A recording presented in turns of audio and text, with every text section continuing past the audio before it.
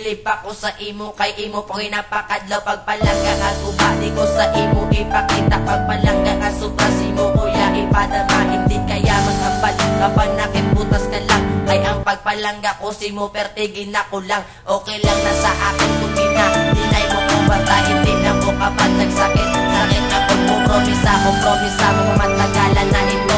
Ang sala nga relasyon himuon o itindak mo sa akon kagit lang. Hindi na ko kita iban ang banadagod ka namin na wala lang kasakitan. Pinalangga ko nga bahay, winita kahon damon, hindi mo man baon tanan, hindi mo lang ang orason. Hindi nakapag-iwalo, pinapulis ako sa imo. Mabago lang tanan, hindi nakapalangga ko. Ikaw akong ginahalungan, hasta sa katapusan.